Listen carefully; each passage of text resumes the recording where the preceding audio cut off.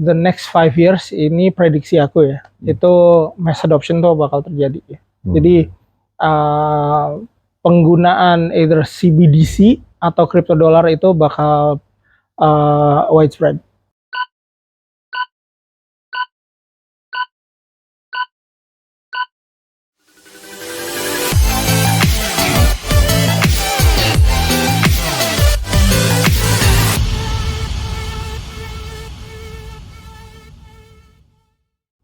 Welcome to channel Disruption, Dennis Insight on Strategy, Startup, Technology, and Innovation. Nah, gua sekarang nih sudah bersama dengan Bro Dendi Sefudi.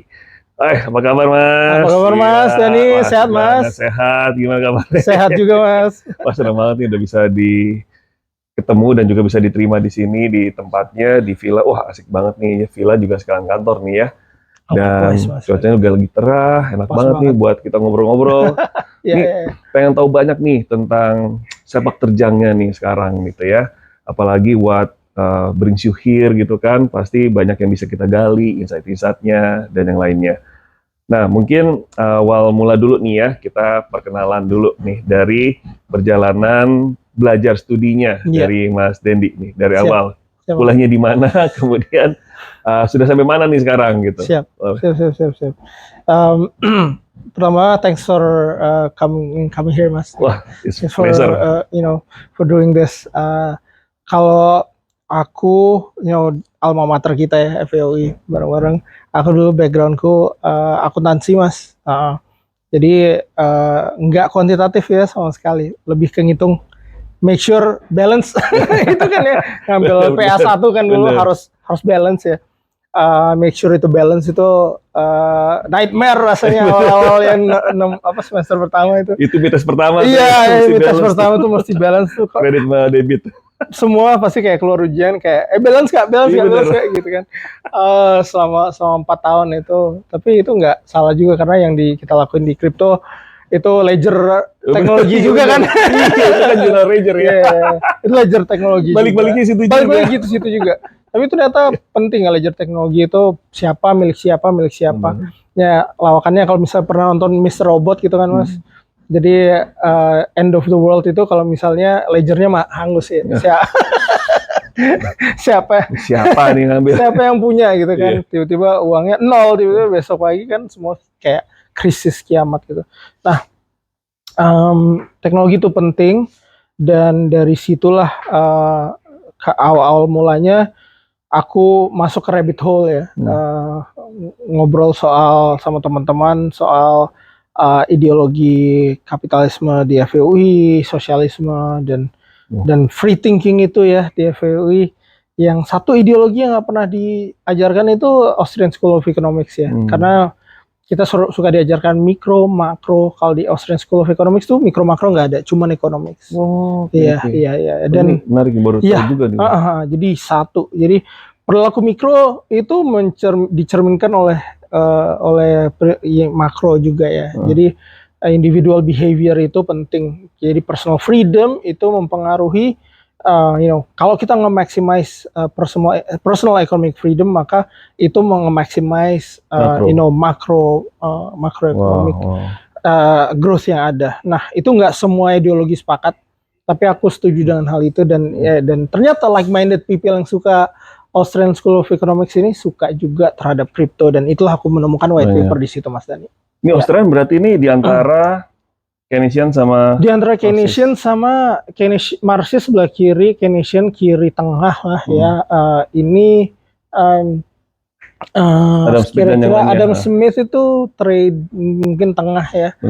Merkantilis ini lebih ke kanan ya. Ya jatuhnya kanan ya. Sama kayak kita dulu ya, kapitalis. Iya. Tapi juga sosialis. Sosialis ya. Jangan itu ajaran banget ya kan, itu udah iya. doktrinasi tuh, nggak bisa lepas ya kan. Benar. Wah gila. Ini berarti masuk ke ideologi juga ya. Lumayan. Jadi nggak hanya soal teknologi, tapi ideologi. Benar ideologi. Wah kalau soal ideologi ini berarti siapa tokoh-tokohnya nih di Austrian? Yang utama itu mungkin Ludwig von Mises ya. Terus itu yang aku follow banget ya. Ruby Moses. Terus ada beberapa yang lain lagi ya. Nah, ya, fokusnya adalah bahwa nggak ada you know pergerakan ekonomi secara real itu hanya bisa dilakukan ketika ada perubahan teknologi. Jadi kalau misalnya monetaris kayak Milton Friedman itu mengatakan bahwa kita atau Ben Bernanke gitu, kita cetak duit aja gitu. Kita cetak duit, kita bisa meningkatkan kayak perekonomian gitu, kayak bubble apa segala itu. Ujung-ujungnya kita lihat sekarang ini inflasi tinggi gitu ya untuk di negara-negara barat. Keynesian juga bilang bahwa oke, kita mengurangi tax rate atau meningkatkan tax rate itu mempengaruhi consumption dan saving orang. Belum ya itu ada kami menurut Australian School of Economics itu cuma perubahan secara nominal ya, menyebabkan bubble-bubble kecil lagi ya. Jadi sebaiknya itu masuk ke ideologi Bitcoin, di mana Bitcoin itu tetap 21 juta ya supply-nya. Dan ada monetary creation yang steady ya. Tapi karena jumlahnya tetap di ujungnya di incentivize orang untuk saving dan investment. Jadi ayo dari sekarang kita pastikan kita kerja, work very hard for it. Invest in technology, invest in education as early as possible. Invest in education juga, invest in technology and education. Yes, karena keduanya satu sama lain kan mas. Ya.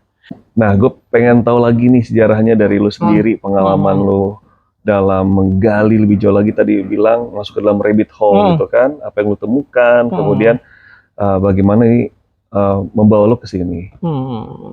Jadi masuk ke rabbit hole itu dalam lah ya. Jadi aku sadar bahwa adanya kripto itu akan menyebabkan peer-to-peer commerce berubah selamanya. Jadi dulu tahun 2014 mungkin nggak ada yang tahu, tapi ada pasar drug market ilegal gitu namanya Silk Road ya. Silk Road ini kalau kamu temukan dengan connect ke Onion browser dan kamu bisa beli substance ilegal online gitu dengan Bitcoin ya. Tapi itu awalnya e-commerce yang amat sangat sempit gitu menurutku ya. Ini bisa lebih gila lagi di mana aku untuk membeli sesuatu di ujung dunia, misalnya pisang untuk impor atau ekspor software pisang atau apapun goods and services ke Ekuador misalnya, itu tanpa melalui perantara bank. Bisa aku kayak request, kira-kira pisang harganya berapa sih? $30 gitu. Ya udah, aku tinggal kirimin dolarnya ke sana aja. Kenapa aku harus lewatin semua sistem bank? Nah, kripto itu memungkinkan hal itu. Awalnya 2013-2014 itu Bitcoin ya. Jadi kita biasanya ngirimin Bitcoin.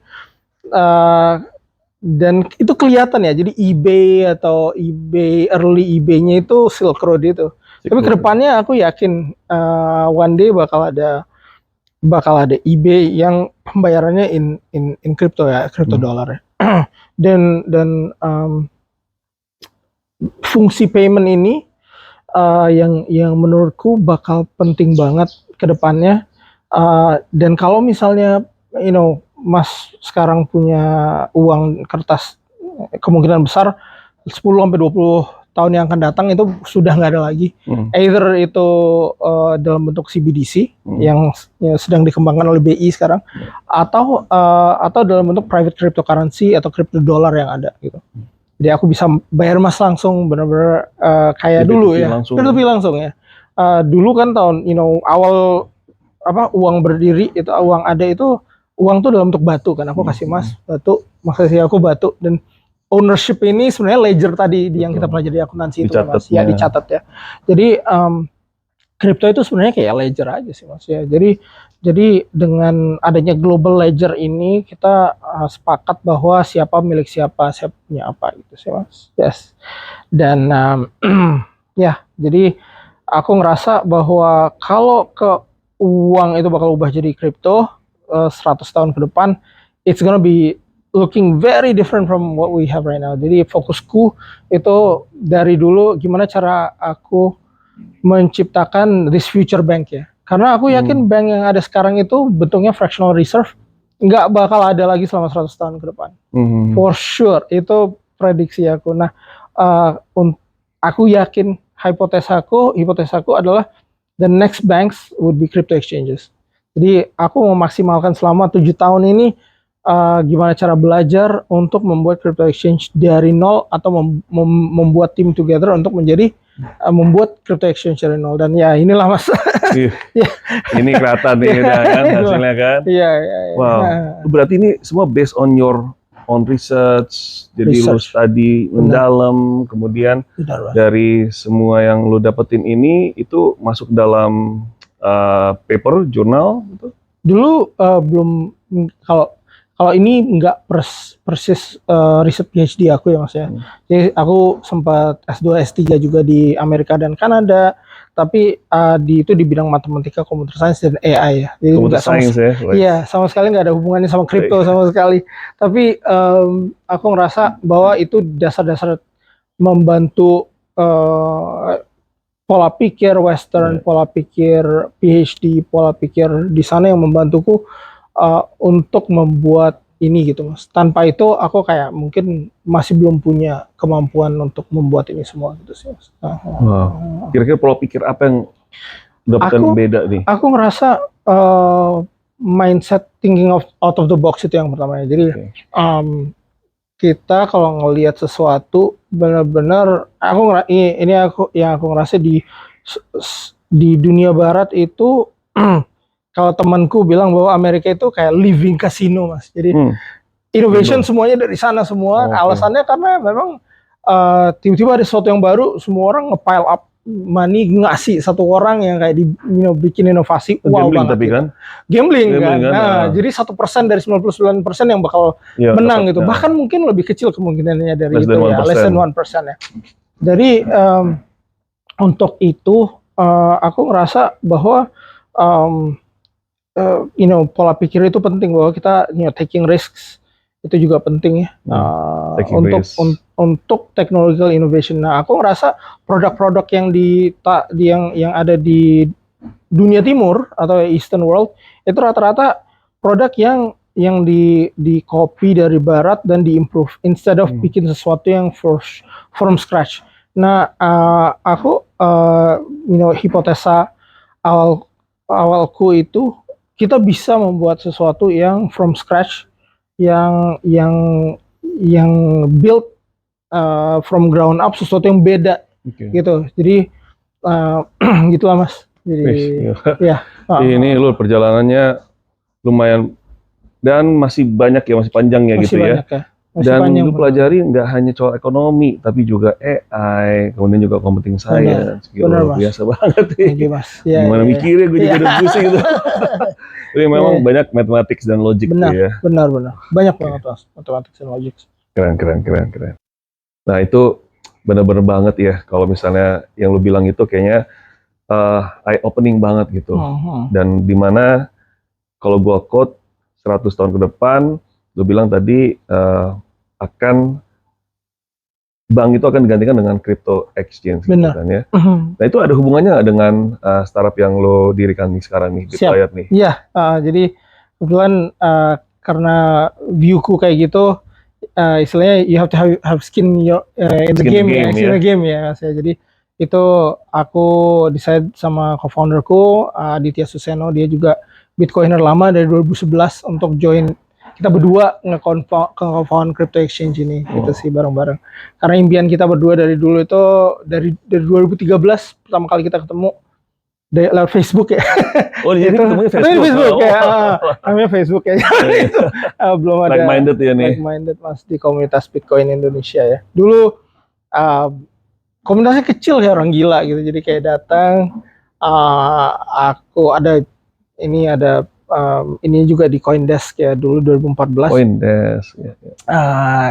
Zaman di FWI juga tuh aku kayak print di Depok ya, QR code gede, Bitcoin, address, ku bawa ke Cikini. Dulu di sana ada bar upstairs namanya barnya. Jadi aku bilangin ke mereka, mau nggak nerima kripto sebagai payment? Apa tuh kripto gitu kan? Zaman itu ya 2014 cuman ada Bitcoin. Jadi menunya aku reprint dalam micro Bitcoin, Mas. Aku print dalam Bitcoin. Jadi ada satu QR code di sana, terus ada apa? Ada menunya dalam Bitcoin. Jadi pada saat itu jadi tempat ngumpul anak-anak Bitcoin Indonesia lah. Ya kayak bar satu-satunya yang nerima Bitcoin upstairs itu, iya. Wah, gue nggak tahu, gue miss tuh, pasti gue nggak gaul. Itu kayaknya teman-teman gue doang masih yang tahu ya, dikit banget, kayak orang gila lah zaman itu ya. Dan dulu ada, aku hormatin banget ya Pak Oscar dan Pak William start Indodax. Dulu namanya bitcoin.co.id pada saat itu. Sekarang Indodax. Itu dimulai pada saat itu crypto exchange ya. Dan dari situ aku yakin bukan cuma crypto spot exchange yang dibeli sekarang saat ini, tapi derivative exchange juga bakal dibuat lah. Nah inilah kenapa aku membuat Bitwire ya. Satu, opiniku adalah 100 tahun ke depan crypto bakal menggantikan banks ya. Ya, crypto exchange bakal menggantikan banks. Yang kedua, peer-to-peer commerce itu akan menjadi default, either dengan CBDC atau crypto dollar, itu for sure. Dan bakal kalau jadi ada pertukaran antara CBDC dan crypto dollar ini, karena aku yakin central bank US nggak bakal mahal dengan adanya crypto dollar, private crypto dollars ya. Dengan adanya ini, nukernya di mana? Nggak mungkin di bank kan, bank yang ada sekarang nggak mungkin kan datang mau beli kripto, belum ada. Jadi crypto services yang seperti kami ini one day, say 50 tahun ke depan akan mainstream.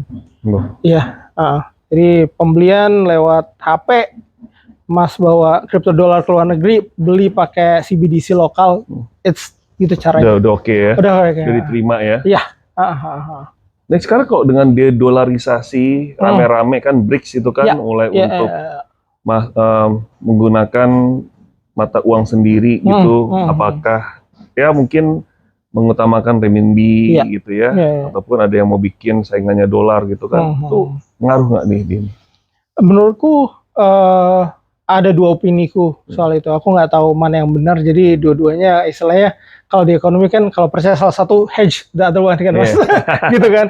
Percaya the other one, hedge the other one gitu ya. Jadi aku punya opini dan hedged opinion juga. Jadi opini yang pertama itu de-dollarization itu agak sulit tanpa rule of law.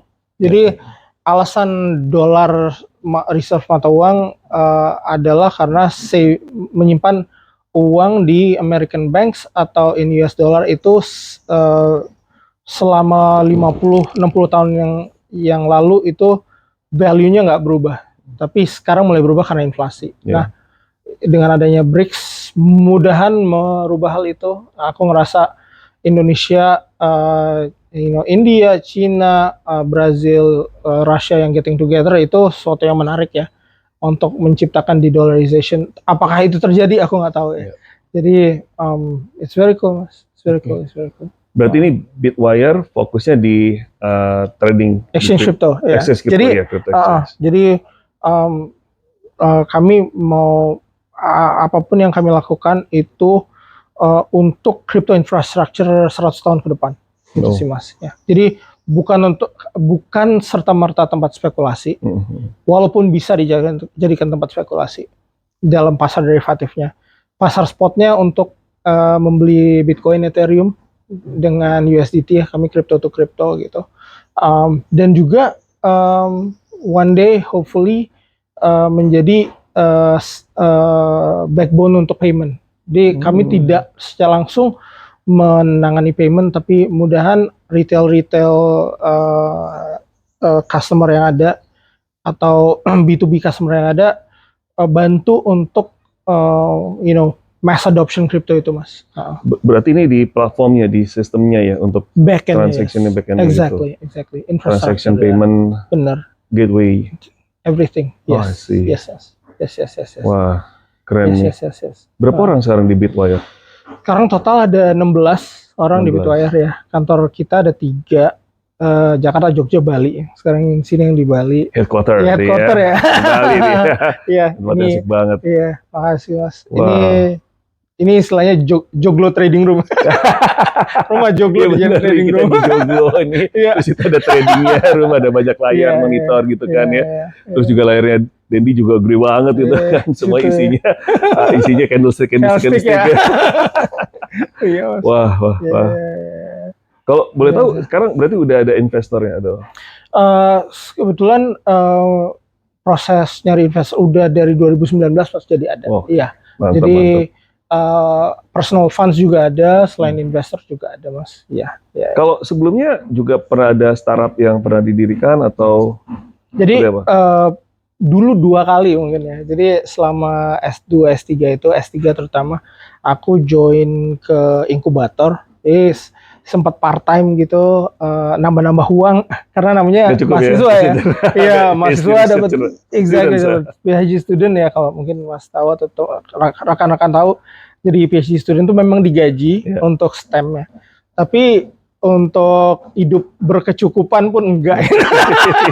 Jadi kalau di lawakannya di lab itu, kenapa PhD student itu bisa bikin startup, karena bisa makan bertahun-tahun berkekurangan tapi performa tinggi. Itu justru bootstrappingnya. Iya, bootstrappingnya itu. Being a PhD student itu udah otomatis bisa. Jadi nambah-nambah duit jadi programmer di inkubator yang namanya Tandem Launch. Itu di start oleh Helge Session ke German Canadian physicist yang jual LED, TV teknologi ke Dolby Digital $40 juta. Ya, itu proceednya dibikinin inkubator. Iya, jadi aku jadi programmer di sana. Proyek pertama aku bikin sound recognition device. Jadi ketika ada suara apapun, misalnya tembakan atau suara burung, aku harus mendeteksi atau mengklasifikasikan suaranya. Jadi misalnya ada suara burung itu di komputer, aku harus bilang bahwa itu suara burung. Ada tembakan, ada suara tembakan. Itu guna banget kalau misalnya ditaruh di listening device di rumah-rumah untuk mendeteksi tembakan atau apa ya, kalau di US ya. Iya, Mas. Itu berarti startupnya udah nggak lagi ya, Bro? Startup yang itu yang pertama jadi SoundScript. Sekarang Mas kayaknya series B apa series C di Kanada. Terus ditelepon sama satu yang sekarang jadi co-founderku di Paris. Itu namanya David Amara. Papanya Daniel Amara itu spekulator di Sotheby's. Jadi dia dulu tinggal sama kayak gini, rumah perjuangan kalau di Paris itu di Rue Bonaparte. Dulu rumahnya, apartemen papanya ada banyak lukisan-lukisan Shams Jafran dan segala macamnya. Keren banget. Jadi dia jual paintingnya untuk ngedanin kita. Iya, itu gila sih. Itu sesuatu yang aku merasa pengorbanan ya. Papanya I'll sell my painting ya. I'll sell my painting for you guys. Oke, cool. Ya, alhamdulillahnya kayak uangnya nggak hilang. Iya. Bisa beli balik lagi. Bisa balik lagi ya. Benar-benar kita jual perusahaannya alhamdulillah tahun ini ke satu perusahaan di Paris, production house gitu, perusahaan teknologinya. Jadi teknologi yang kita bangun itu video search engine ya. Jadi kalau boleh aku jelaskan dikit, kalau misalnya Mas cari di YouTube sekarang video itu, kalau nggak ada di Mas ketik kucing ketawa gitu, kalau nggak ada captionnya kucing ketawa, itu nggak bisa nyari, bisa keluar. Yang kita mau adalah algoritmanya benar-benar nonton videonya dari awal sampai akhir. Semua videonya. Sama video internet. Exactly. Frame by frame. Frame by frame. Jadi bisa tahu di detik berapa, di frame berapa gitu. Exactly. Oh, misalnya satu klip itu 5 menit gitu ya. Ada beberapa kucing ketawa. Di 451 misalnya itu kucing ketawa. Iya, dan itu lumayan berguna kan. Ngebaca tuh ya algoritmanya ya. Yes. Iya. Ya, cepet banget, Bro. Iya, itu lumayan berat kan, video lebih berat dibandingkan teks, dibandingkan sound ya kan. Benar. Karena ada bukan cuman diproses pada saat itu juga, tapi kira-kira frame selanjutnya apakah ada kucing ketawa apa enggak atau iya. Jadi butuh luar biasa. Ya. Dan itu udah Udah selesai. Udah selesai Diakuisisi exit. tadi Iya, ya, diakuisisi ya. Wah, tahun congrats ini. ya. Makasih Mas. Makasih, Sama Mas. juga gue baru tahun lalu Mas juga. Dani juga ya. Akuisisi, ya, Congrats salah Mas satunya. Dani. Iya. Ya pengalaman lah ya. Benar, At least benar, ada cerita pernah ada akuisisi. Benar. Ya, tapi Iya, itu iya. juga jasa teman-teman ya kan, Sepakat. jasa co-founder juga yang lain ya. Sepakat. Benar, Nggak benar. mungkin Nggak mungkin bisa terjadi sendiri. tanpa co-founder itu Iya. pasti itu teamwork ya. Apapun startup itu teamwork. Bener Mas, banget. ya. Iya. Berarti sekarang di Bitwire sebagai CEO dan siapa lagi nih yang lain? Jadi co-founderku sekarang Mas Aditya Suseno, dia acting as CFO dan Oke. head of treasury-nya. Jadi all trading, treasury, OTC operations Wow. di bawah Mas Adit. Kerjaan ya namanya CEO, Chief Everything Ujung tombak Officer ya Mas. kedua, iya benar banget. Nah, itu selalu gue bilang ya kan. Kerjaannya gitu, satu unblocking everything. Jadi kalau ada Betul. kerjaan, ada queue, kita kayak tambahin tasnya, kita atur. Dulu awal cuma berdua Mas Adit, habis itu ada satu physicist UGM namanya Mas Augi join. Sekarang beliau CTO-nya. Oh. Dari 2000 physicist ya? Ya, dari physicist ya, dari fisikawan kuantum ya. Iya, kuantum fisikawan di UGM ya. Keren ya, orangnya kayak very good, very good, very smart ya. Very smart. Dan aku ngerasa bahwa namanya juga bikin startup ya Mas ya, grinding di awal tahun pertama itu yang paling sulit. Kedua oke, sulit tapi udah mulai, kalau tahun ketiga udah take off ya. Ya, feeling good Mas. Ya. Memang ada cycle-nya dan kita mulai di awal dengan bootstrapping-nya dulu, kemudian masuk ke proof of concept, kemudian kita mulai komersialisasi. Yes. Nah saat itu mungkin kita mikir untuk investment-nya segala macamnya. Benar. Ya, banyak banget insight-nya nih, mantep banget bro. Makasih ya, lewatin gitu. Wah nih, kalau tadi itu banyak banget pengalamannya, udah berapa kali mendirikan startup, kemudian juga ada yang diakuisisi, dan itu banyak tadi AI ya, dari sound recognition, kemudian juga video pattern search engine juga segala macam ya. Nah sekarang kalau untuk yang crypto nih fokusnya, menurut lu in the next 5 years gitu ya, gimana nih soal crypto? Kira-kira perkembangan selanjutnya apa? Kalau tadi dibilang 100 tahun itu kan udah lama ya kan? Itu very long term mungkin ya kan? Nah, the next 5 years lah. Oke. The next 5 years ini prediksi aku ya, itu mass adoption tuh bakal terjadi ya. Jadi penggunaan either CBDC atau crypto dollar itu bakal widespread. Itu juga di Indonesia? Di Indonesia, ya. Jadi at one point ada beberapa skenario doomsday itu banknya collapse diganti CBDC. Skenario non doomsday-nya adalah bahwa CBDC kebentuk dan bank ikutan membuat ya, atau menjadi wholesaler ya. Dan kalau itu terjadi, maka bayangin Mas sekarang bayar Tokopedia udah pernah pakai cash nggak? Ya, pakai virtual account kan. Betul. Bayangin itu diganti sama CBDC. Mas langsung transfer ke Tokopedia tanpa lewat payment sistemnya. Yang jadi bank siapa? Tokopedia. Nah, terus crypto exchangernya siapa? Harus ada yang nukerin dong. Soalnya Tokopedia-nya nampung duit doang kan. Yang buat bayar supplier pakai apa? Kayak Chinese Yuan Renminbi atau USDT atau USDC kan. Itu nggak ada yang mau ngomong, tapi kenyataannya itu tapi ya. Ini insight banget. Ini insight banget ya. US dollar stable coins itu powerful banget di global commerce. Jadi dengan adanya crypto adoption 5 tahun, 10 tahun, 5 tahun ke depan itu, kira-kira yang harus dilihat itu ini Ethereum. Atau Ethereum teknologi itu mulai semakin cepat tiap tahun. Jadi banyak bermunculan kripto baru, misalnya Solana atau Near yang lain ya. Tron juga yang di Asia ini dipakai untuk commerce juga ya, karena gasnya murah kan, hampir 0 kalau mau transaksi atau antar satu sama lain. Ethereum yang teknologinya makin bagus. Jadi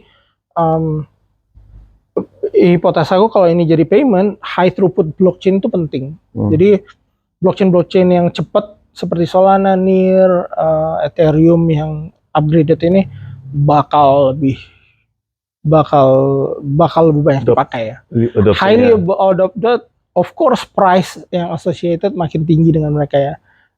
Jadi I'm really really bullish lah untuk teknologi The ini. next 5 years. Yeah, next 5 years. Very bullish. Bahkan biarpun kayak kita di tengah-tengah resesi plus di tengah-tengah krisis kripto ya Mas ya, I'm still very bullish ya. Optimis dan bullish very optimis ya. Jadi ini pemicunya dari teknologi, kalau dari budaya, behavior juga. Budaya dan behavior itu terutama untuk large scale commerce itu mulai mulai aku lihat ya. Itu penggunaan kripto untuk cross border payments itu amat sangat ya. Dan sini kalau di Bali ini udah biasa nih ya. Kalau di Bali, apalagi ya Bali ya. Karena kalau boleh dibilang yang datang ke Bali, kalau ada dua tipe kan. Ada bule yang tua, boomers, bawa US dollar cash. Di yang bule muda gitu, yang terus muda, itu bawa US dollar stablecoin. Iya, itu sih Mas. Nah, itulah udah diadopsi apalagi generasi sekarang ya, cepet banget. Dan it will be escalated ya in the next 5 years. For sure. Wow. Nah kalau teknologi tadi udah dibilang juga ya, Ethereum, Solana itu upgrade-nya juga setiap tahun and much watch. Perlu nggak kita belajar developing blockchain nih? Menurut aku ya, banget ya Mas ya. Ya, apalagi inisiatif-inisiatif untuk memulai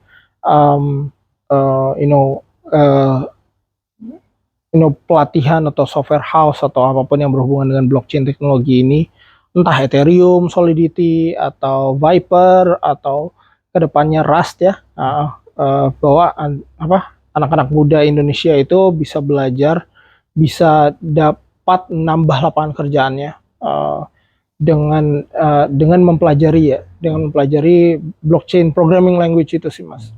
Itu menurut aku penting banget ke depannya ya. Siapapun itu regardless dari ilmu apapun gitu ya. Bahkan anak ekonomi ini nanti nih teman-teman di FEBUI. Apalagi FEBUI, sorry ya. Fokus ekonomi dan Bitcoin.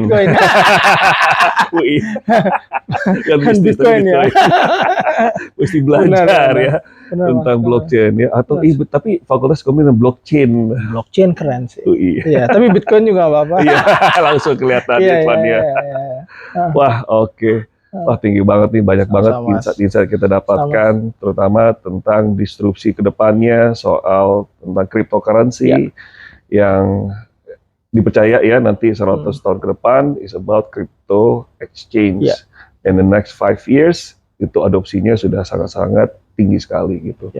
Dan tentunya kita harapin dari situ juga dari perubahan perilaku, perubahan dari komersialisasi, itu akan semakin mudah ya dengan akses-akses yang tadi tuh kita kan bisa langsung aja ya antar peers itu kan ledger-ledger ya.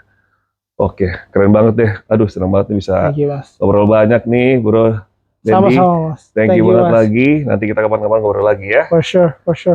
Makasih udah datang Mas. Sama-sama. Aduh, thank you banget nih. Siap. Nanti kita setelah ini enjoy Bali. Sunset ya, sunset. Sunsetan ini di Bali harus ya. Harus. Oke guys, thank you banget udah menyaksikan dan juga dengerin dari obrolan kita berdua. Semoga ini bisa memberikan banyak manfaat di rekan-rekan semuanya. Nanti kalau pengen belajar jauh ya silakan nanti bisa hubungin ke Bro Dendi ya. Oke, jadi sampai ketemu lagi di channel dan topik berikutnya untuk disruption ya, Dennis Insight, strategi, startup, teknologi, and innovation.